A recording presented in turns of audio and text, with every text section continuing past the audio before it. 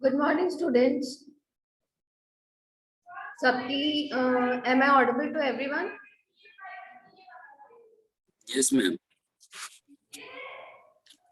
Shabi, I can't hear your voice. Yes, ma'am.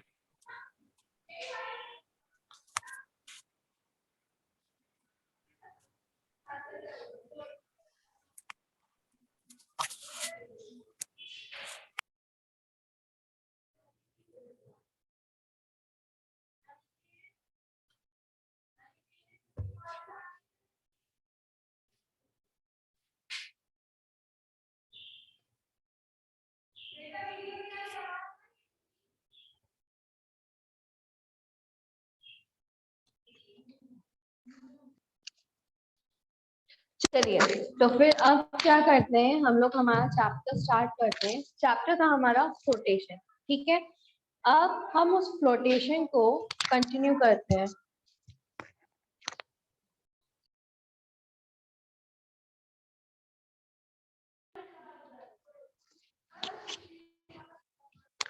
तो अब हम लोग हमारा चैप्टर जो हम लोग की लास्ट क्लास थी, उसमें हम लोगों ने जो आर्किमिडीज प्रिंसिपल है उसके बारे में पढ़ लिया था कि आर्किमिडीज प्रिंसिपल क्या है, उसके क्या प्रिंसिपल्स हैं, उसके बारे में हम लोग ने पढ़ लिया। अब हम लोग पढ़ते हैं फ्लोटेशन। फ्लोटेशन क्या होता है?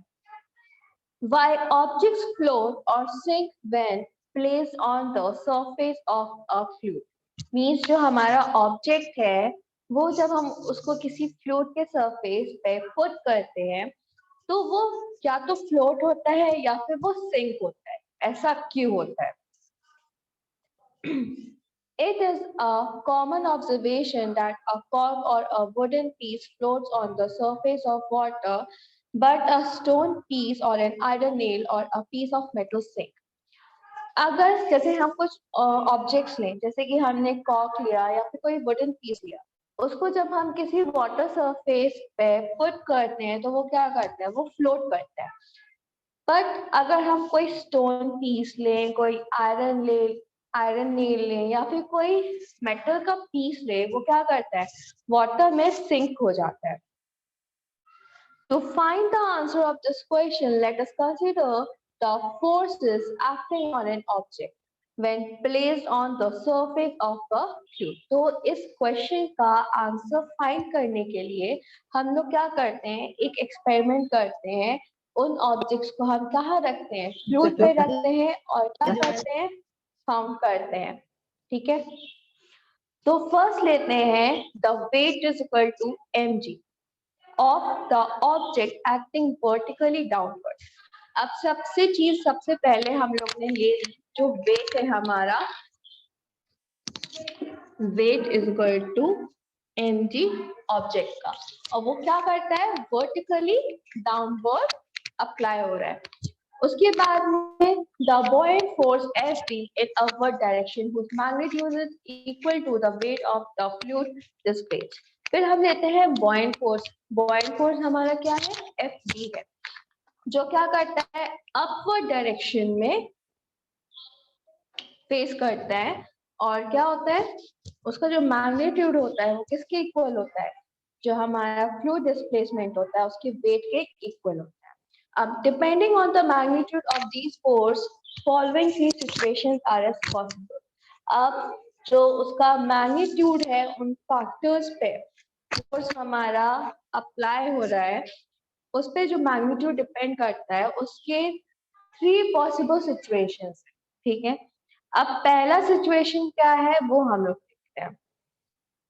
If weight W is greater than the buoyant force, then net force acting on the object is in downward direction and the object sinks in the given fluid. अगर हमारा किसी जो वेट है वो ज्यादा है इससे buoyant फोर्स से, तो इसका मतलब ये होगा जो नेट फोर्स हमारा हो रहा है ऑब्जेक्ट पे वो क्या आएगा? डाउनवर्ड डायरेक्शन में आएगा। इसीलिए जो हमारा ऑब्जेक्ट होता है वो क्या हो जाता है? सिंक हो जाता है। जैसे कि अगर हम एग्जांपल ले, an iron nail, metal cylinder, ball, or a stone or a glass topper sink in water. तो ये जितने भी ऑब्जेक्ट्स है हमारे जिनका फोर्स क्या होता है, ज्यादा होता है, वो क्या करते हैं, सिंक हो जाते हैं.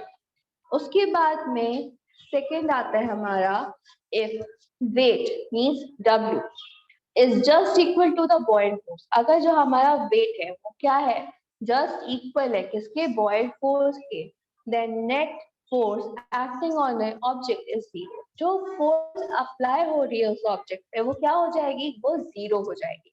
It means that the object will neither sink nor float. तो इसका मतलब ये हुआ कि ना ऑब्जेक्ट हमारा वाटर सरफेस पे तैरेगा और ना ही सिंक होगा, but remains fully immersed in the fluid just below its surface. पर वो क्या करेगा, वो completely immersed रहेगा वाटर में, पर वो क्या होगा, जो सरफेस है उसके ऊपर है. ठीक है, जैसे कि आप लोग फिगर 4.11 में जो बी फिगर है उसको देखिए. ऑब्जेक्ट ना हमारा सिंक है ना हमारा फ्लोट कर रहा है, वो कंप्लीटली वाटर में है, पर वो क्या कर रहा है, साथ सिंक भी हुआ है और साथ में फ्लोट ही कर रहा है.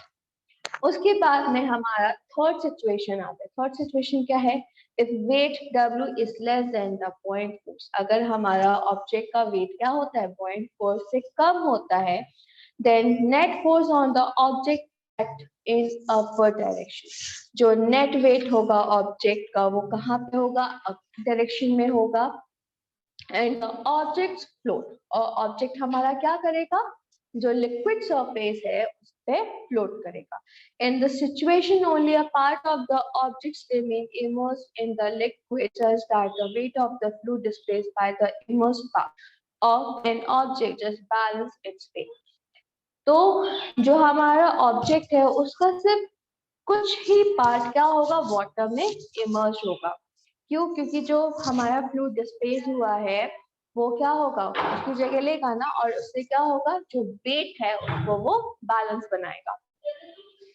For example a cork, wooden block and a wax when dropped on water surface flow. तो ये जो हमारे पीसेस हैं, जब भी हम इसको क्या करते हैं, वाटर सरफेस पे ड्रॉप करते हैं, तो ये क्या करते हैं, ये फ्लोट करते हैं. ठीक है, तो ये थे हमारे थ्री सिचुएशंस. ठीक, फ्लोटेशन के. अब नेक्स्ट आता है हमारा the law of flotation.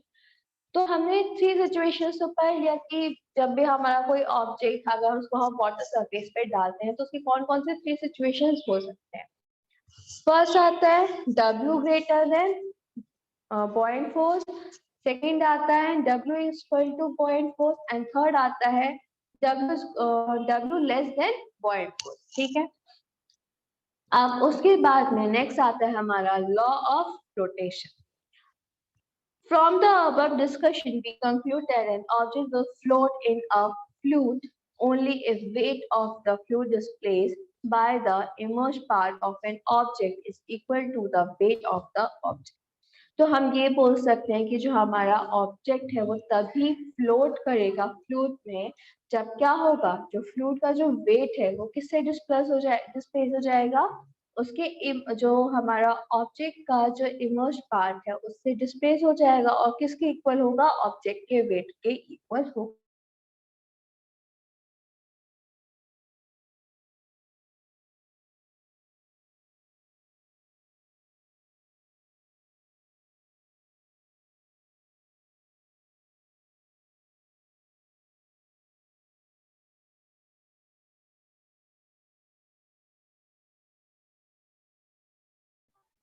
Ma'am voice नहीं आ रही है. वॉइस नहीं आ रही है ma'am.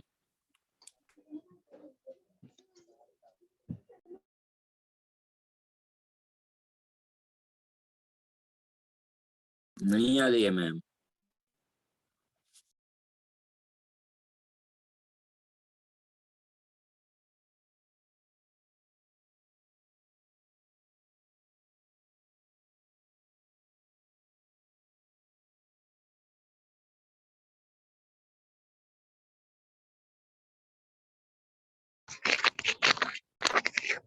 Am I audible to everyone now? Yes ma'am. Okay, तो हम लोगों ने लॉ ऑफ फ्लोटेशन पढ़ लिया कि हमारा लॉ ऑफ फ्लोटेशन क्या होता है, ठीक है। अब उसके बाद में आता है हमारा the law of flotation in terms of density. Density के टर्म में लॉ ऑफ फ्लोटेशन क्या है?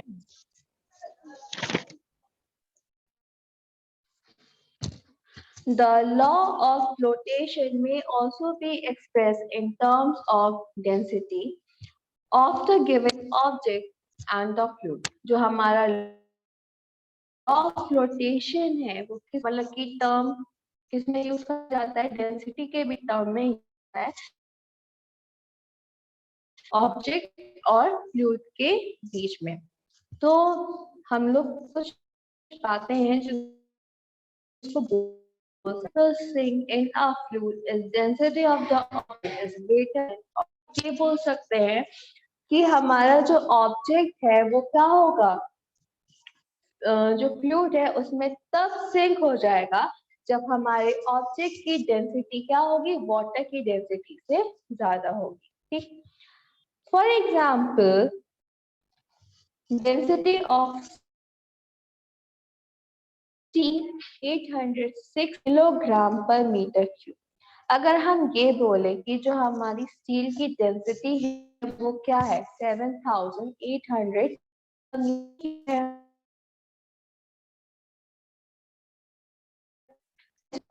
मीटर, और वाटर की डेंसिटी क्या है? 1000 किलोग्राम पर मीटर क्यूब है।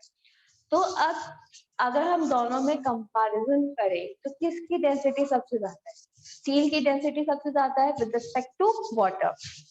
तो क्या होगा? जो स्टील होगा वो वाटर करेगा, वो सिंक कर जाएगा।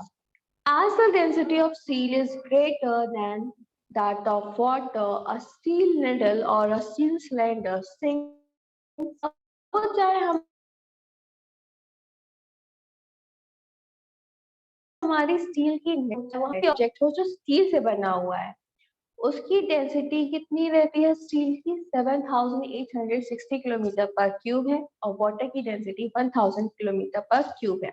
तो स्टील की डेंसिटी क्या है? वाटर की डेंसिटी से ज्यादा है, इसीलिए स्टील हमारा क्या करेगा? स्टील हमारा सिंक करेगा।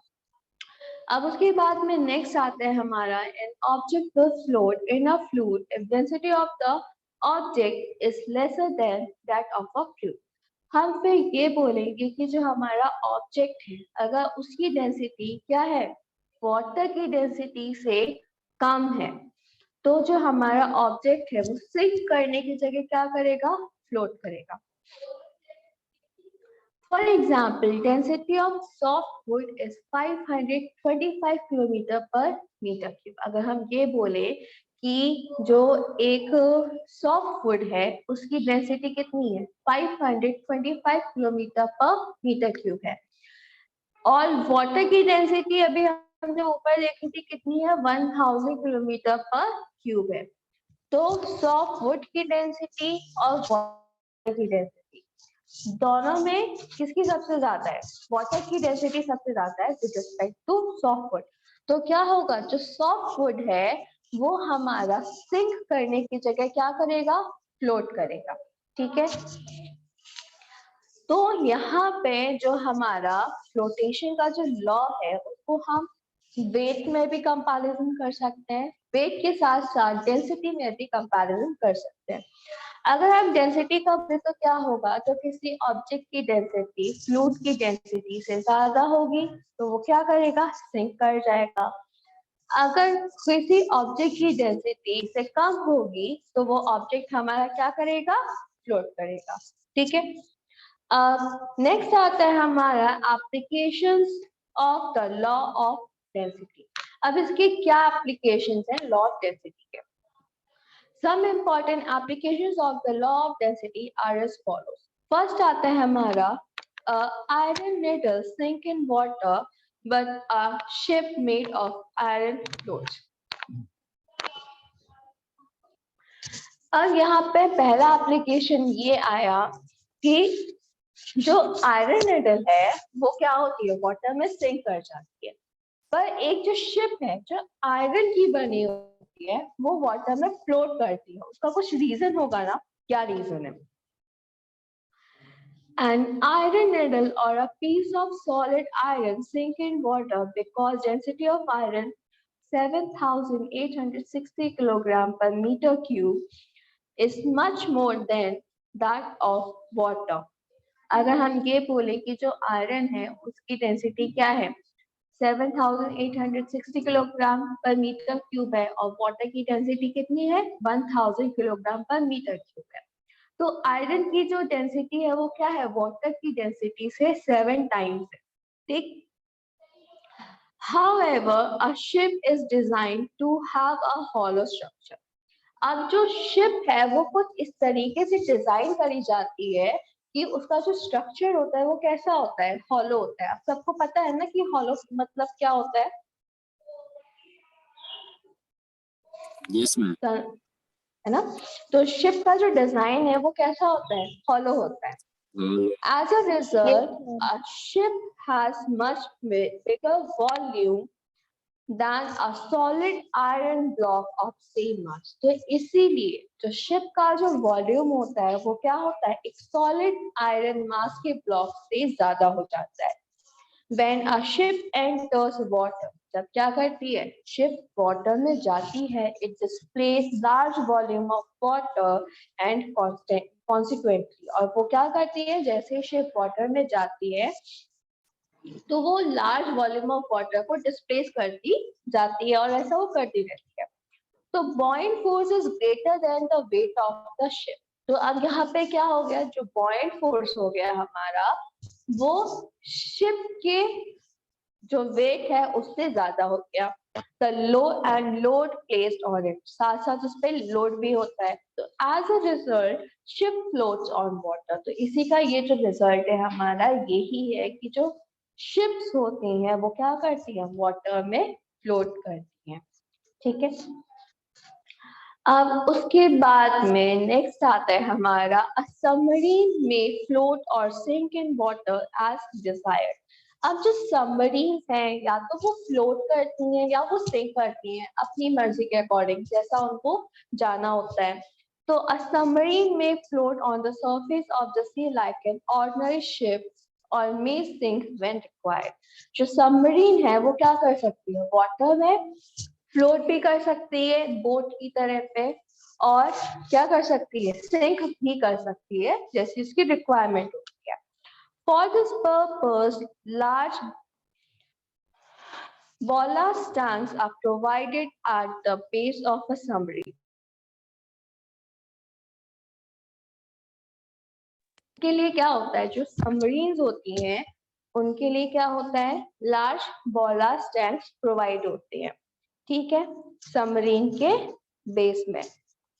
To make a submarine sink, gate of ballast tanks is open so that seawater fill the ballast tank so as to increase its weight. तो इसीलिए जो सबमरीन होती है वो क्या हो जाती है, सिंक हो जाती है, ठीक है। और जिससे क्या होता है, जो बॉलास्ट होते हैं उनका क्या करा जाता है, वेट अ सेकेंड बच्चा। तो जो हमारा सबमरीन होता है उसके जब बॉलास्ट टैंक्स ओपन कर दिए जाते हैं तो उसमें क्या होता है, जो सी वाटर होता है वो पूरा फिल हो जाता है, जिसकी वजह से जो सबमरीन होती है वो क्या होती है, सिंक कर जाती है। To make a submarine rise to the sea surface, the compressed air from cylinders enclosed in submarines is used to flush out water from ballast tank. तो उसके बाद में अगर सबमरीन को हमें क्या करना होता है, वाटर सरफेस पे फ्लोट करना होता है, तो जो बॉलास्ट टैंक में जो वाटर फिल होता है उसको कंप्रेस कर देना होता है, जिससे क्या होती है, जो सबमरीन होती है वो वाटर सरफेस पे आ जाती है। Now the ballast tanks are again empty and as a result submarine starts floating on sea surface just like a ship. और जैसे ही बॉलस्ट टैंक्स क्या हो जाते हैं, एम्प्टी हो जाते हैं, तो जो हमारा सबमरीन है वो क्या करता है, वाटर सरफेस पे फ्लोट करना स्टार्ट कर देता है, किसकी तरह, जस्ट लाइक अ शिप। अब उसके बाद में आता है हमारा an ice cube floats on water. जो आइस क्यूब्स होते हैं वो क्या करते हैं, वाटर में फ्लोट करते हैं। क्या रीजन है? The density of ice is 920 kilogram per metre. जो आइस की डेंसिटी है वो कितनी है? 920 किलोग्राम पर मीटर क्यूब है। But the density of water is 1000 kilogram per metre. पर जो वाटर की डेंसिटी है वो 1000 किलोग्राम पर मीटर क्यूब है। The density of ice is lesser than that of water and ice cube floats on water of cold drink solution। तो इसीलिए अब जो आइस का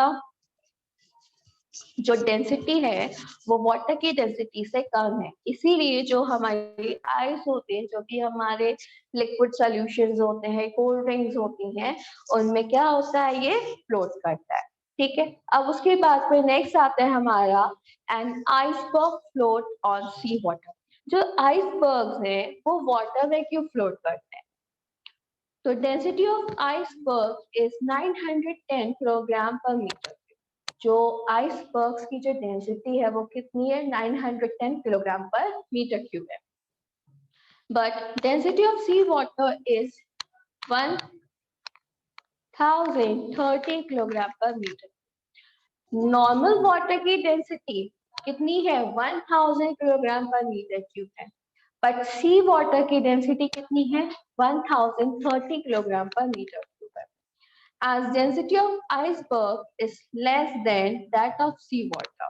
अब से जो आइसबर्ग की जो डेंसिटी है वो क्या है? सी वाटर की डेंसिटी से कम है। About 1/9 part of the iceberg remains above sea water। इसीलिए जो आइसबर्ग्स होते हैं उनका 1/9 पार्ट क्या होता है? सी वाटर के ऊपर होता है। And 8/9 part of its volume remains inside the sea water. और जो उनका 8/9 पार्ट होता है वो कहाँ होता है? सी वाटर के अंदर होता है। It is easier for swimmer to swim in sea water than in fresh water। अब जो स्विमर्स होते हैं उनका सी वाटर में स्विम करना इजी हो जाता है फ्रेश वाटर के रिस्पेक्टिव। ऐसा क्यों? Density of saltish sea water is 1030 kilogram per metre. जो सी वाटर की डेंसिटी है, अब सी वाटर हमारा कैसा होता है? सॉल्टी होता है, तो इसलिए उसकी डेंसिटी कितनी होती है? 1030 किलोग्राम पर मीटर क्यूब होती है। बट जो फ्रेश वाटर है, जैसे कि रिवर्स, पॉन्ड्स, लेक्स में जो फ्रेश वाटर है उसकी डेंसिटी होती है 1000 kilogram per metre cube. Consequently, swimmer experience a great upthrust in sea water, and it is easier for him to swim in sea water। तो इसीलिए जो अपट्रस्ट है वो क्या है? सी वाटर में उसको ज्यादा मिलता है, और इसी वजह से जो स्विमर होते हैं वो सी वाटर में क्या हो पाते हैं? इजीली स्विम कर पाते हैं with respect to fresh water.